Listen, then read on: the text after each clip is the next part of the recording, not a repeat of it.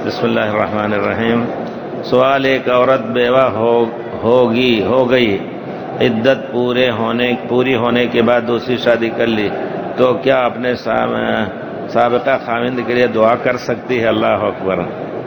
ये कर सकती का सवाल सही नहीं है, बल्कि करना चाहिए उसको।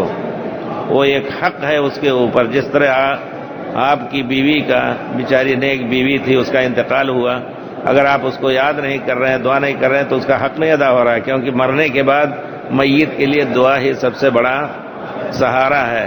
तो खाविंद के लिए दुआ कर सकती है, और नया खाविंद ये ना कहे कि क्यों तुम उसके लिए दुआ कर रहे हो। हाँ, बाज़ औरतें जो है याद करती हैं, शौहर जो है बेचारे कमअक्ल ऐसे होते हैं, उसको ना याद करो। अगर तुम कल मर जाओ तो क्या ये नहीं चाहोगे कि हमारी दूसरी भी हमारे लिए दुआ करे? इसमें कोई सवाल ही नहीं है। दुआ करना उसके लिए जायज़ है, और अगर कोई एतराज़ कर रहा है तो गलत कर रहा है।